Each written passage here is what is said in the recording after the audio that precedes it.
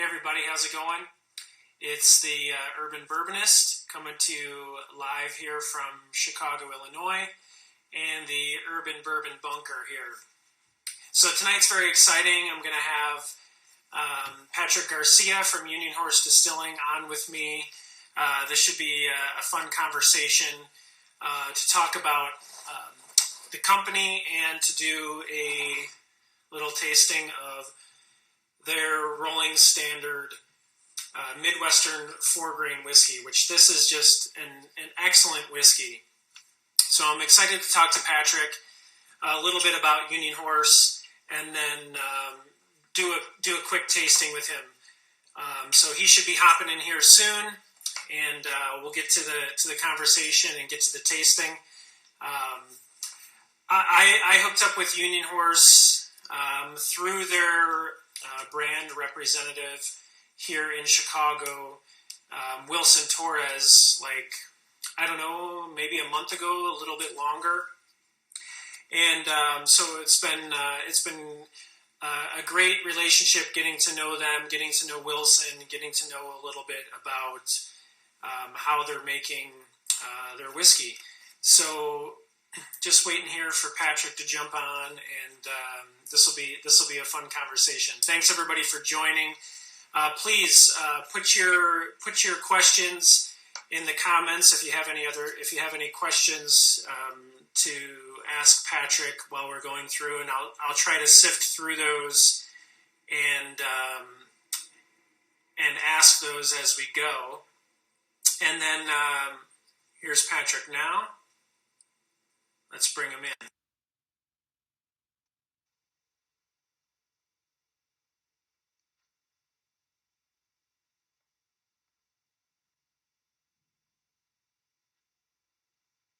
So just bringing him in now. Here, it looks like he's coming in. Patrick. How's it going? Good. How are you? Not too bad. Not too bad. Can you see me? Yeah, I can see you. Everything's perfect. Your whole head is in the picture, so everything's good. Excellent. Excellent. So you're joining me from the distillery there, huh? Yeah, I decided to come on into the distillery and do it from here. I got 4 kids at home. And, you never know what's going to happen around there. So, well, I thank you very much, for joining me and agreeing to do this, and giving your time to go through a little interview here and to do a quick tasting with me. Sure. What batch are you tasting today? So we will eventually, when we get to this, I have batch 5 of the Rolling Standard. Excellent. So you can, when we get to that, you can tell us a little bit about that and how the batches work. Right on. But I was telling everyone before you hopped on here, like, how I got to know Union Horse, and I don't know if you may know through Wilson, but I reached out to Union Horse like maybe a month or so ago and said, hey, I've been reading about you guys and really interested in what you guys are putting out, and would you be interested in sending samples? And Damian responded to me like right away, and he's like, hey, you're in luck. We've got a guy in Chicago. You should hook up with him, and here's his information. Yeah. So I hooked up with Wilson, and he took me through like the most epic tasting ever. I mean, and like, we're friends now, and he's had me on his podcast, and just a phenomenal experience. So I have to toot Wilson's horn a little bit, because you've got a good guy here in Chicago. He really showed me, your products and took me through everything, and it was really, really a good time. Awesome. Yeah. Wilson's a gem out there. He's, he digs it. He loves what he's doing, and he's become part of our family, really. And we talk through texts, multiple times through the day, emails. He's really enthusiastic about it, and he, like I said, he lives it and breathes it. That's awesome. We love Wilson. We love him. That's great. If you're out there, Wilson, he's on. He's on. I saw him hop on here. So speaking of family, this is a family business, And so Yes. you started this. You started this with your siblings in what, like 2010?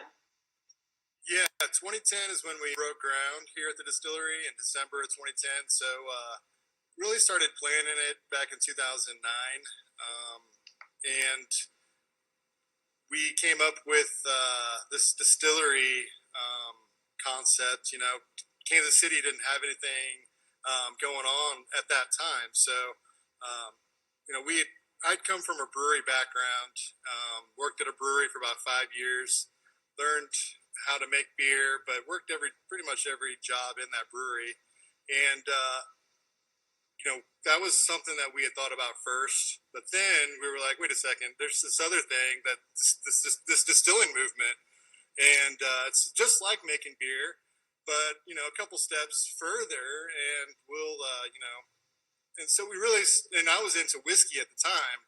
I was working in the investment industry back in 2009, and was had seen some ups and downs in the market, and you know what that can do to you. Sure. You know, so the whiskey really became something that we really started seeking out, started like learning more about. You know, and but yeah, that was in 2010. Oh, that's cool. And so your siblings, so it's your two brothers and your sister, correct? Correct. Yes, we have was four of us. Damian, who's the oldest, he is the head of sales and marketing, and so he's got so he's like, you know, Wilson's one of his guys, and we have a couple of other reps here in Kansas City. Then we have my younger brother Eric. He's about 4 years younger than me. He's our general manager. He comes from he was an attorney for many years, and then he came on to help us with a lot of our needs here at the distillery.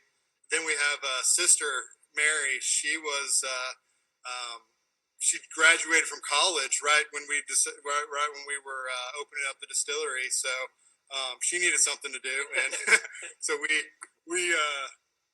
opened up an event space around the distillery, and she's been running the event space since then. And we have a lot of wedding receptions. We have a lot of business meetings, a lot of Christmas parties, any kind of party that you Yeah. want to have. We can hold about 300 people here, but we all work cohesively, and we get along real well. It comes from you know, we're real tight as a family, and we just you know, everything just really gels between us.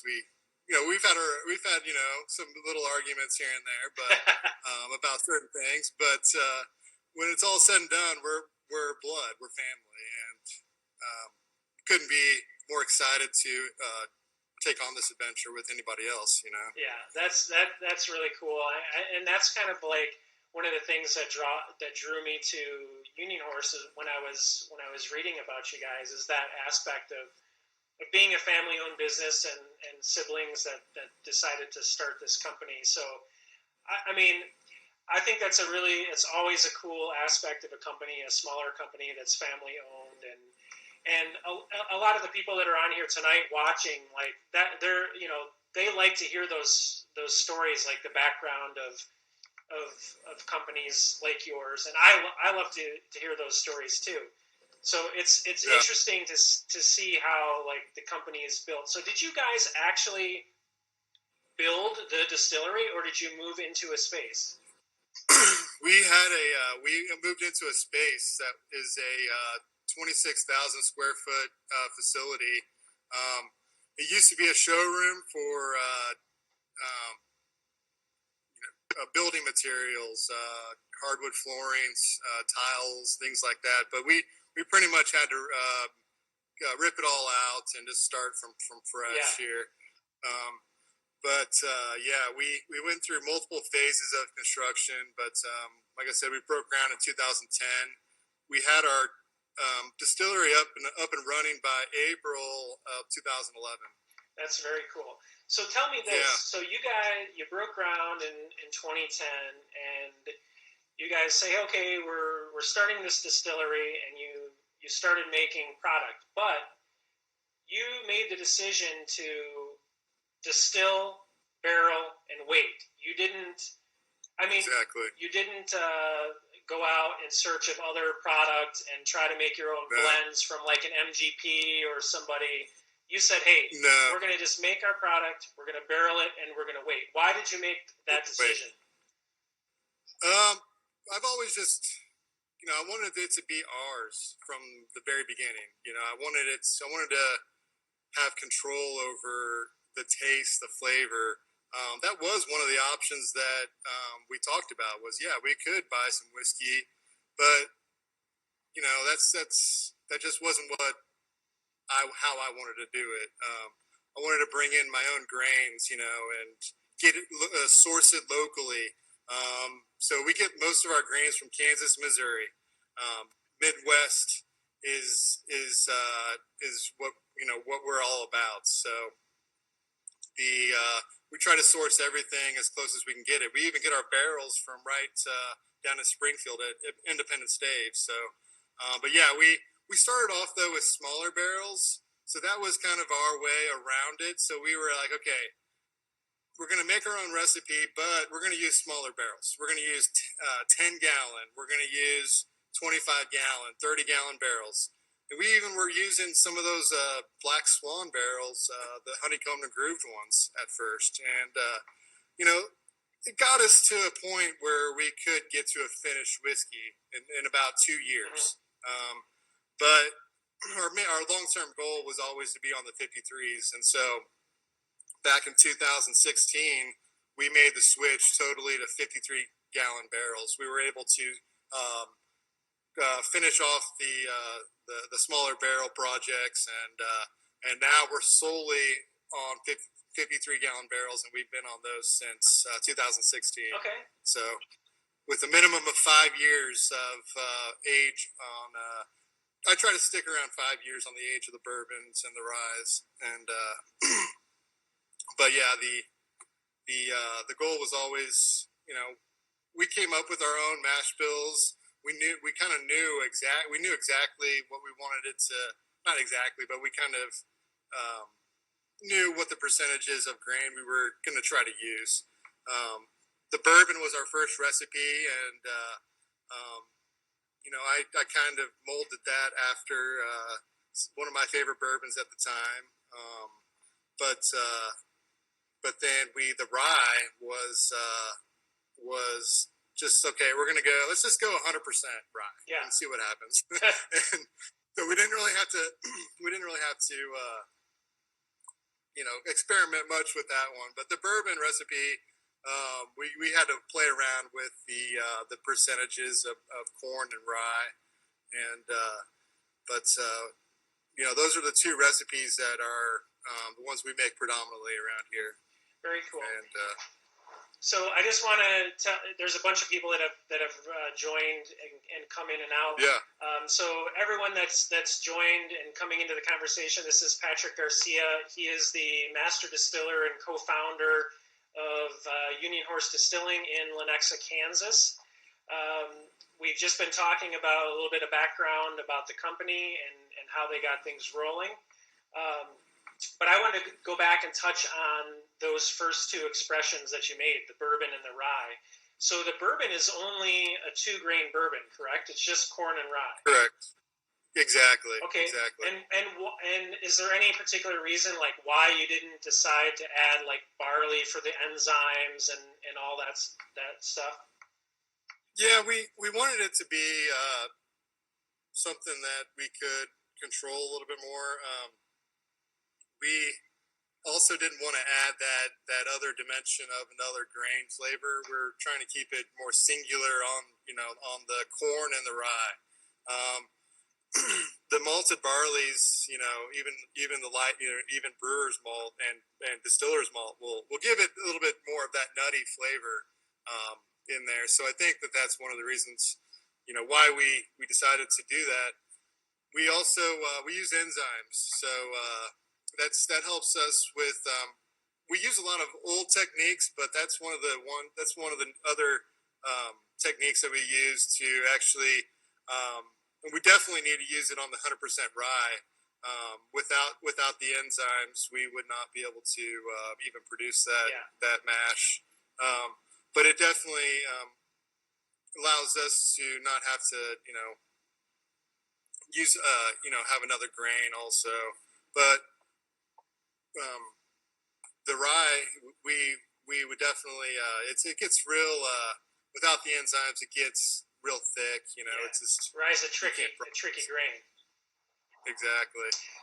So here's a good question. You had mentioned that you modeled the bourbon after one of your favorites at the time, and someone had asked, Barbell Strength Bourbon had asked, what was the bourbon that you kind of used as your model?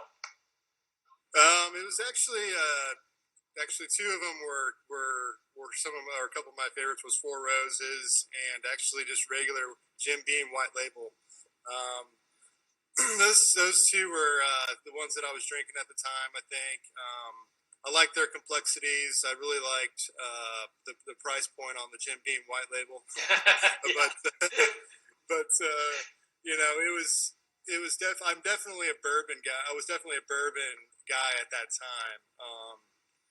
Maker's Mark was also one of my favorites, but that we kind of wanted to be more of a traditional bourbon with that rye aspect.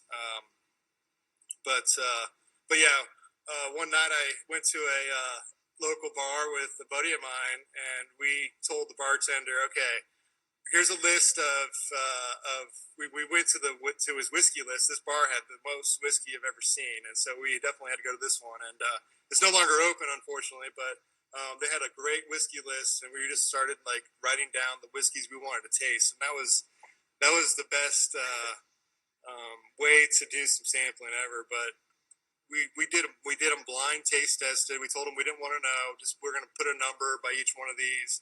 So the bartender did a good job of setting it all up, and the ones that we had picked out were like Four Roses and like Jim Beam that we liked the best and things like that. But it was, we definitely we didn't copy any of their recipes or anything like that. We just kind of we knew the direction that it kind of took us to. Okay, you like corn and rye, you like corn and so let's come up with the percentages now of where we're going to be. So. It took us some time on that, like I said, on the bourbon recipe, but the rye was real simple.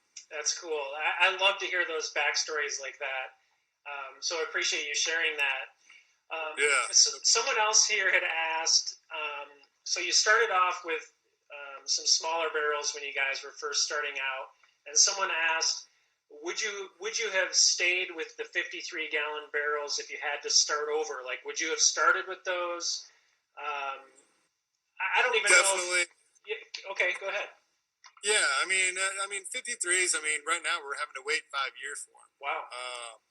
Yeah. So right now, the barrels I'm laying down this week, we won't touch them for another 5 years. Yeah. So that's a long time to wait for a new business. So I think if there was, I don't know, it just would be difficult without the small barrels. But you have to switch over at some point because you're only getting 10 to 25 gallons out of a barrel.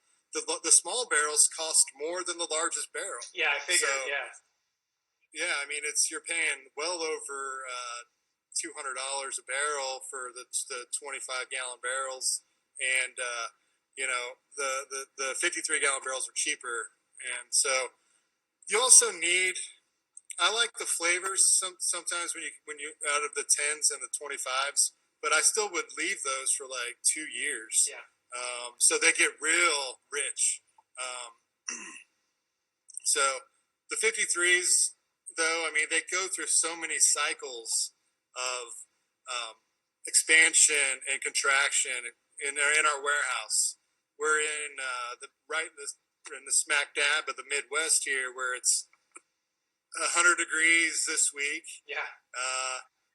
Dipping down to 70 degrees tonight. And then this whole summer it's been the warehouse. The average, it's gotten up over 100 degrees. In the warehouse. So this winter it'll be down towards 40. So yeah. So you're in a. There's a lot of. It's not climate controlled. They're just in a warehouse, and as the temperature fluctuates, that's what happens to the barrels. That's what we want. Yeah. That's what we want. Yeah. That non-climate control. No, we're wearing long johns in the winter. we're wearing hoodies and gloves. And in the summertime, if you're standing on the top rack in the barrel in the warehouse, you're just standing there. You're sweating. Yeah. You're like, come on, bring those barrels up here faster, or get those barrels down quicker. Yeah, I can imagine. It's pretty steamy in the warehouse. Even giving tours, you don't want to stand in the warehouse too long. You're like, let's get back in the air conditioning, right. please. Let's cut this tour short. Yeah. Tell me about that guy that's behind you there, that big copper pot. I hear it has a special name. Yes, that's Chester Copperpot.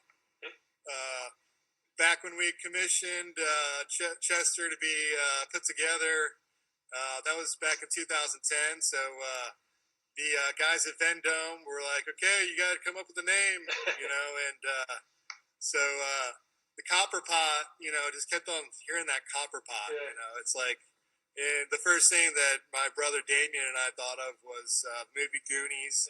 So I'm sure that a lot of people out there got the Goonies reference. Yeah. But that was, we couldn't get it out. Once somebody said Chester Copperpot, it's just it's like that's it. Yeah. So are you running? How many stills do you have that you're running on a daily basis? We have one 500-gallon still. It's a hybrid still, so it's a whiskey still. So yeah, usually we're on two shifts a day. So Chester used to run 2 shifts a day. Right now we're looking for a second shift person right now. We haven't had one for about a little over 6 months now. So kind of went through a couple of guys, and we're just right now running 6 days a week. Okay. Right now. All right. But yeah, we got a guy that just went, that was working, and he just went back to school full time, and you know how it goes. Yeah. You got all these helpers and people that you employ, and sometimes got to train somebody new. Yeah, it's the growing pains. It is. We'd love to be, running. We could probably run 3 shifts a day, but the most that we run is about 10 distillations a week, 2 shifts a day. Okay. Someone is asking, the Brothers Bourbon is asking, how many barrels can you store in your warehouse? Ooh, right now we have over 1,000 barrels in our warehouse. Okay. A little over 1,000. We're actually getting a new barrel rack here next month, which will allow us to put up another 240 barrels. But yeah, that's our main problem right now, is where we're going to put these barrels. The warehouse is getting pretty full, and after we get this new rack, the next move will probably be to start looking into some warehouses within driving distance to us, and just starting some barrel warehouses. Yeah. Basically. But yeah, we're starting to outgrow our barrel space, and we got barrels on the ground right now back there. Well, it's sort of a good problem to have, right? It is. It's a good problem to have. But like I said, it takes 5 years to age this stuff, and and when we're looking at 5 years from now, where are we going to be? I have the forecast, of our growth in there, but I hope I don't under forecast. And yeah. We have some problems, but that's why we're just regional right now too. Is we can't really we won't buy stuff. We won't buy found whiskey, so we have to grow organically. We have to grow methodically. Yeah. Can't outgrow that supply. So tell me about, like, what as far as what's barreled in the warehouse now, what's the oldest stock that you have barreled in the warehouse now? Are you barreling stuff longer than 5 years for something else that you are thinking about doing in the future? Yeah, we have. I've been holding back bourbon and rye barrels. You know, can't hold back too many, but I have, probably, I have our very first two bourbon barrels sitting back there. So those will be actually 10 years old next year. Okay. Actually, not 10. 2021, those will be 10 years old because we started manufacturing in 2011. So yeah, so they're about 9 years old, 8 years old right now, and so the problem is the longer they sit, there's less and less whiskey in there. Yeah, right. It doesn't stop. We don't stop losing whiskey. Yeah. On average, our 5-year barrels lose about 18 to 20%. Oh, really? Okay. Is that higher than normal for? I don't think so. Okay. I think it's probably normal. Okay. But when you're losing that much whiskey, it definitely it's tough to noticeable. it's tough to keep them in the barrel for even 5 more years beyond that. Yeah. Right, I know. I mean, I haven't even opened those barrels in maybe a year or two. I'd like to see where they're at now, Yeah. but yeah, now that we've waited this long, how much longer should we wait? you know. So some of the things that like a lot of people are interested in are like green initiatives. Like, so are there things that Union Horse does, like with your spent grains or like your energy production? Or, tell us a little bit about that. If there's anything that you guys are doing in that regard. Definitely. Yeah, we before we even made our first mash, I looked up. I actually called university, or actually K-State University's dairy department. And I was like, okay, I need a list of all the dairy farmers in Kansas, and so we didn't get very far down the list, and then one of the guys happened to answer the phone, and he's out of just about a half hour outside of outside of Kansas City here, and he's been our farmer that comes to pick it up ever since. So that's cool. We've never had to waste any spent grains or stillage. So we've been keeping those. We've been donating it to him for the last 8 years now. Oh, that's great. We also had another farmer that from Lawrence, but he just got this last summer. His farm just got taken out by a tornado. So he's no longer in the dairy business. So now our original farmer's been helping us out. He's coming twice a week, 1 week, one time the next week. So he's been taking the extras, which we appreciate a lot. That's cool. Because we definitely don't want to have to waste anything. We're real green around here. We don't use anything stronger than PBW and citric acid. No caustic, anything like that. We don't want to hurt the environment at all. We're environmentally friendly.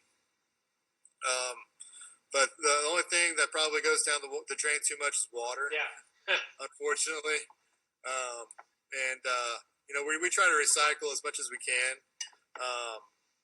But the water part is one of the things that you can't get around. Yeah. A couple other questions for you before we move on to the delicious tasting of the Rolling Standard. So a little bit more about you. Did you have I know you said you had a background in brewing, but when it came to distilling, did you have any sort of mentor in distilling, or are there any distillers out there that you kind of look to or that you admire or kind of have taken some advice from? Definitely. When we when we decided to do the distillery plan, I called up the American Distilling Institute, spoke with the president of the institutes, and was like, I need a couple names of some people that can help us. He gave me a name of one guy, and then he gave me Dave Pickerel's number. And so Dave Pickerel from Whistle Pig, who just passed away this past year, he actually I called him.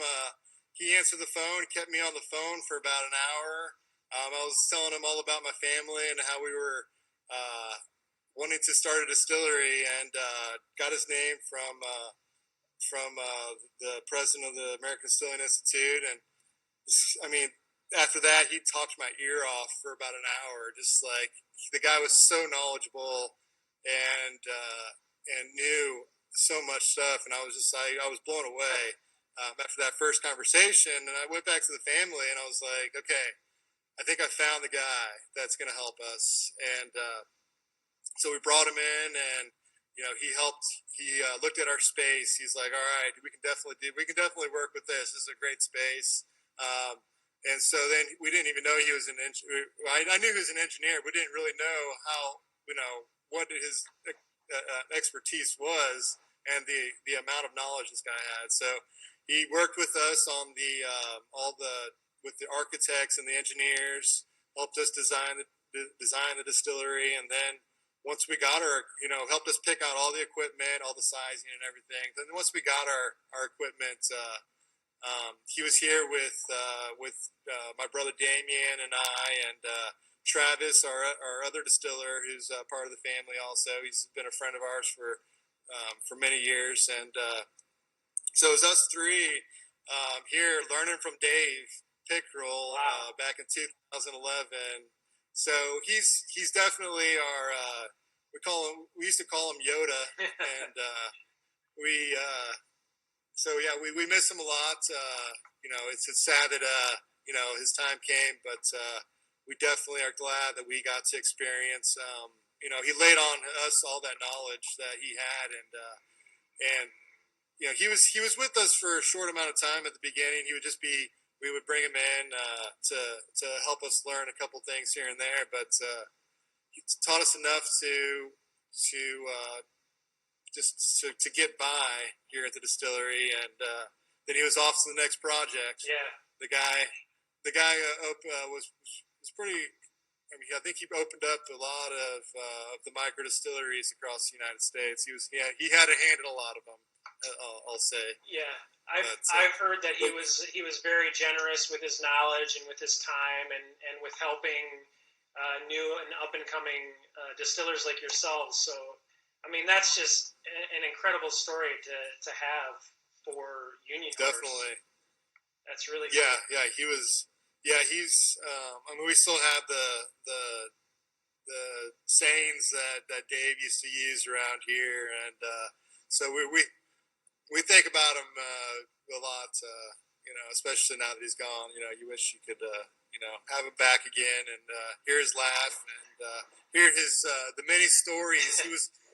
I think at the end there, he was working with Metallica, so he definitely was a rock star. Yeah, he definitely in the distilling industry and the music industry. Yes, obviously. Yes, that's a great story. Thanks for sharing it. Yeah. One other question before we get on to the Rolling Standard. You guys use Missouri oak barrels for everything that you're barreling.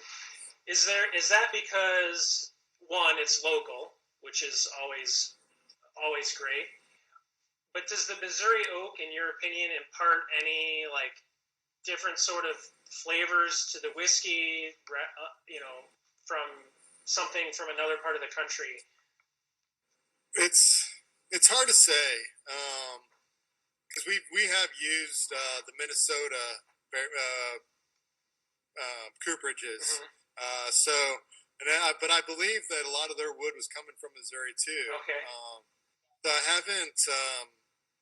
haven't experienced a lot of other woods, to tell you the truth. I mean, we kind of,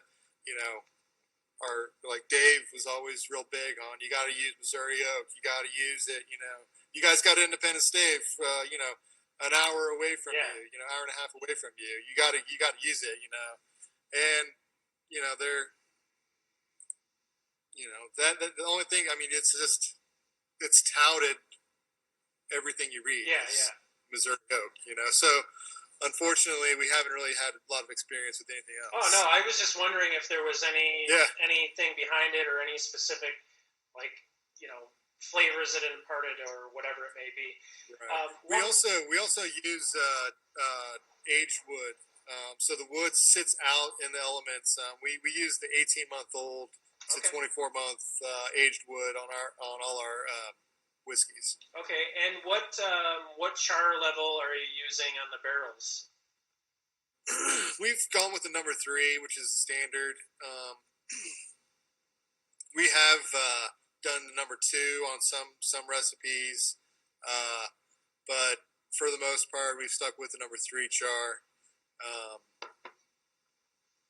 We have done some experiments with finished wood, using our own finishing woods like cherry and apple wood, stuff like that, in the past. But yeah, that's cool. The extent, I mean, the way the barrel comes from Independence Dave, it's a solid. Yeah. Looks good. Holds the whiskey most of the time, which is always good. That's why you fill it up with water first, just to make sure. Yeah.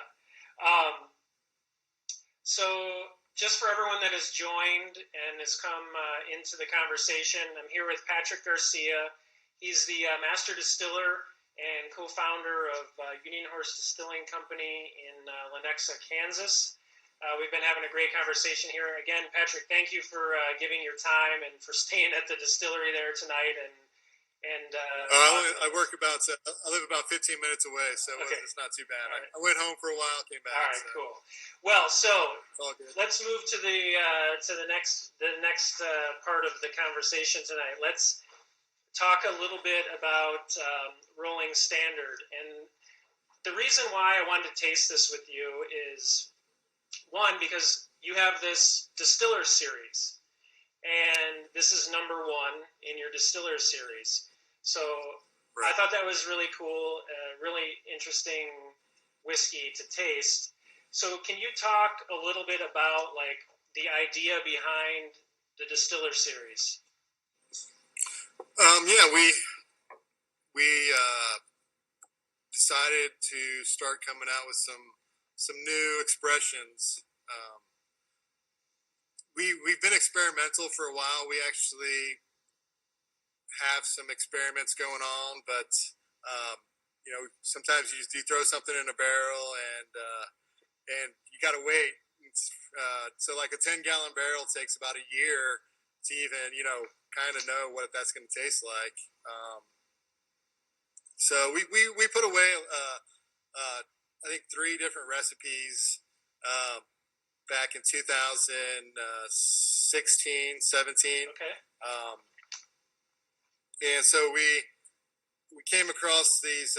So we're sitting here. Okay, we have these test whiskeys, and what are we going to do with these things? Okay, but so my brother Damian is all about the marketing, and he's like, well, let's come out with this series of and call it the Distiller Series, an experimental. So just in case it doesn't taste very good, we can just say, "Oh, that was just experimental." Smart guy, right?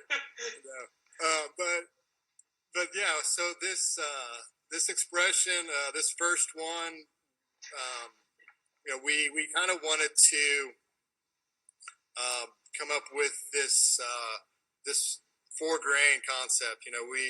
We kind of saw that there was kind of there was this opening in the whiskey market that there's not a lot of these going on, so we try to be a little bit different. So we were like, let's make this 4-grain whiskey, but we can combining these 3 basically recipes. There's 3 recipes that we really combined to make this Rolling Standard. it gives us all the grains, and everything is made in house. Yeah. Everything is these are our test recipes. So so we started blending them. At first, we're like, oh, this. I mean, separately they taste really good, and then once you start blending them together, you're like, oh, at first it didn't really taste that great. There was the percentages were off and things like that, but the more we started playing around with it, the closer we started getting. It actually took us probably 3 months of testing different percentages of marrying these recipes together. So we have a wheated bourbon that's got the corn, the wheat, and the rye in it, and then we also have two different malt whiskey recipes in there. We have malt whiskey. We call them malt whiskey number 4 and malt whiskey number 5. So those are some different recipes that because it took us 4 batches to get to number 4 whiskey. The number 4 whiskey, then number 5 was a totally different recipe. So, okay. But those malt whiskeys are one of them is 100% malt. The other one has a little bit of wheat in it. But yeah, those were the 3 test recipes that we had been working on, and we didn't really know what else to do with them at that point. So we decided to make a 4 grain. Okay, so you decide to make the 4 grain. You have these 3 whiskeys, and you get the blend down how you want it, how it tastes well. So you distill those, you barrel those, and you age those. Then you blend them and age them again, don't you? And actually, I think no, we don't actually age it again. We actually, okay. I think there was a little bit of confusion, but yeah, we age them just separately by themselves in their own barrels. And the minimum, actually, the age is probably closer to 3 years on these things, so a little over 2 to 3 years now. But yeah, we do have some of that malt whiskey is coming out of used barrels. So that was kind of, I think, a little bit of confusion out there. So when we start talking about all these different variables, sometimes the message can be a little mixed. Yeah. So, but go ahead. With these 3 expressions that you've made that eventually go into Rolling Standard, is there any chance that you're going to release those separately as their own whiskeys? Yes, definitely. We're working on the supply right now. Like I said, we use different size barrels right now. A lot of that malt whiskey is in 25-gallon barrels. So I like to wait about 3 years before I take it out of a 25. So that those two malt whiskeys will probably have enough supply next year. Oh, very cool. To maybe come out with those 2 malt whiskeys. So one of them we'll definitely call single malt, and then the other one we'll just call probably the malt whiskey number 5. Okay. Which has a little bit of wheat in it. So, but they're definitely so good. I can't wait till these things come out on the market. They're they have that Scotch kind of funk to it. They're chocolatey. They're brown ale. It's kind of reminds like the number 4 with the malt whiskey number 4 reminds me of a brown ale that's that's been barrel aged, and it's just very nutty, very smooth, and real rich, real dark, real those caramels and those chocolates really come out. We used on that 100% malt recipe, we used some a little bit of some chocolate, a little bit of caramel, some other malts, but yeah, we really like that recipe a lot. And then the one with the wheat in it is so the drinkability of that one is amazing. Real nutty, not as chocolatey, but real nutty. Real, they're both so good. I hope that we made enough of that. I can't wait for these. Yeah, you'll definitely be on the list to get a bottle once those come out. That's awesome. Okay, promise. Last question before we taste. When can we expect number 2 in the Distiller series? We're working on that right now. Actually, Okay. We're hoping to have something this fall. Okay. Oh wow. Okay. Which is creeping up on us. Yeah. But yeah, we've had a couple of meetings over this last month, and we're working on something right now. But it's not going to be it's not going to be the malt whiskeys. It's not going to be the wheated bourbon, but it's going to be something else. Okay, that's all I can say. All right, very exciting. Well, Brother Damian won't let me say anything else. At least we know it's coming here soon. And yes. So let's. Do you have some rolling standard there? Batch number 5. Yes, I have batch number 5. All right. So, is there any difference between batch number 2, say, to batch number 5? A little bit. There's a little bit of difference. The first batches were real test recipes. We were using the stuff that were like the original test recipes. So when you get to like batch 5, we had already kind of nailed down those test recipes. The barrels that came into this bottle. Those recipes had been fine-tuned by that time. So, like the malt whiskey and the wheated bourbon were, we'd been making those for some time at this point. So, we've adjusted the percentages a little bit. We do have to work with the supply that we do have. So yeah. So it's. I love these bottles, these like bookshelf bottles. Very cool label. Yeah. I mean, it's attractive to look at, but what's inside is really, really amazing. I mean, the color on this is just like a gorgeous copper color. I mean, it's awesome. Really great color. Yeah. So talk Thank you. Talk to us about like what like notes you get on the aromas. And I'll tell you what I get. Right away. Yeah. Yeah, right away. It's the I pull out that malt. Yeah. We really want you to taste the malt. We really want you to smell that malt whiskey. So, when we were working on these, working on those first batches, that first batch of Rolling Standard, we really had to keep on adding more and more of the malt whiskey recipes to get that malt to really shine through. But it definitely has that on the nose, but then the corn really is that sweetness you can kind of get once you get past that malt. Is really the corn sweetness is what really kind of to me shows up next.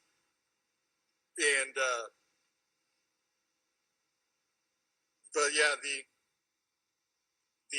wheat really smooth is the one that makes it really smooth. Yeah. Then the rye gives it that finish of that spice on your tongue. It's got different layers. You kind of when you first smell it, you taste it. Yeah. You have to keep coming back to it. It's great. I mean, layered. I've had this, so I poured this before we jumped on, and I do get that malt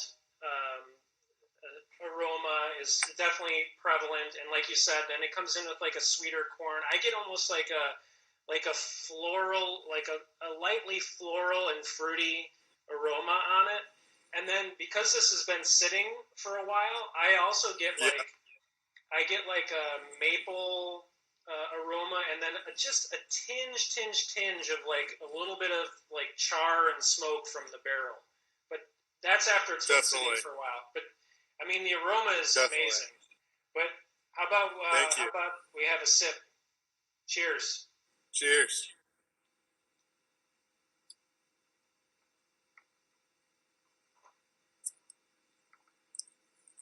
It's so good.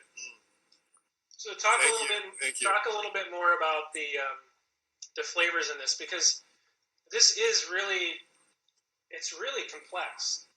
There's a lot going on. Yeah, that's all those grains in there.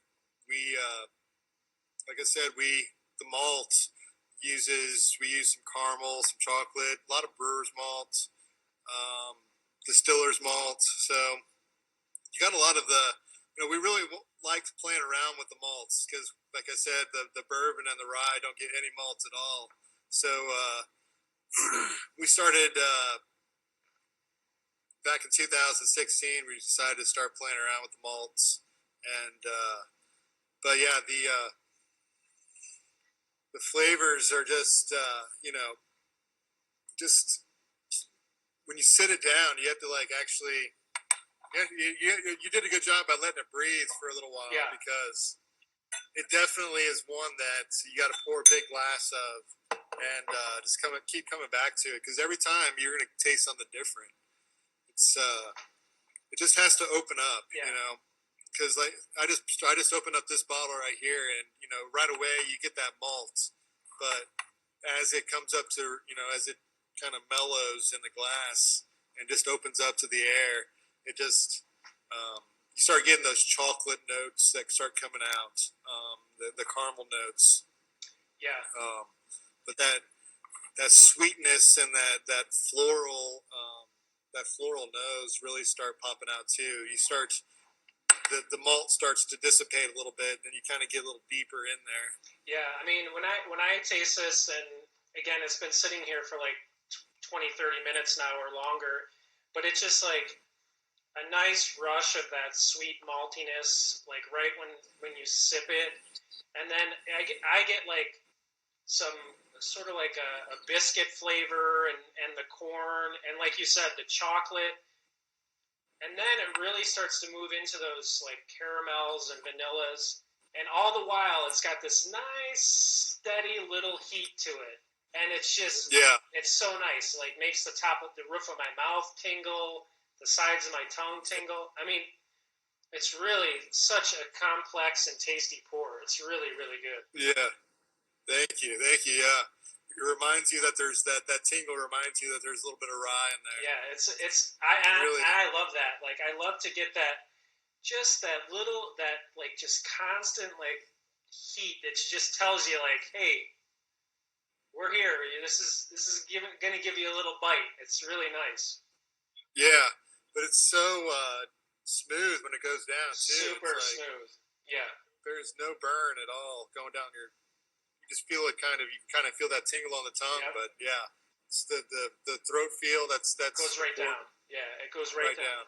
But it has. I don't know if anyone has told you this, but for me, like in the finish, and I got this when I was drinking it last night too. I get this just a tiny hint of like bubble gum in the finish. Oh, really? Yeah, I don't know if anyone's ever told you that, but I get, it's not like a intense flavor, but I just get this hint of like just a little bit of like bubble gum at the end, which for me is amazing. I love it.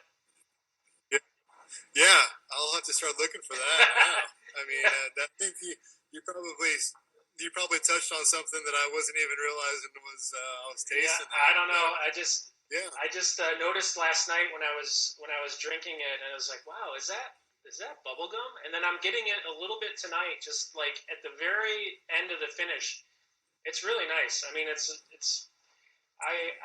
really like this whiskey a lot. I like all your guys' stuff, but this one is really top notch. So I appreciate you tasting it with me and kind of talking about like everything that went into it, and the three mash bills that end up making up the 4 grain. But it's really interesting, and again, I wanted to do it because of that distiller series and being sort of like a unique thing that you guys came out with. Now, is this going to be like a standard offering? Like this is part of Union Horse's standard offering now? Definitely. we can't take it off the market now. We got to keep making this. We like I said, we never know at that, how it's going to be received until, you start getting out there, getting some, feedback. We got a lot of feedback on this one from some bartenders and some mixologists. A lot of people helped us with this recipe. So,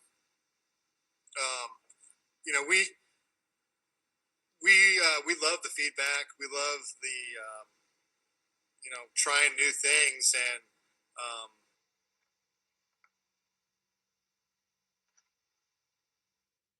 I'm sorry, my phone's getting low. No worries.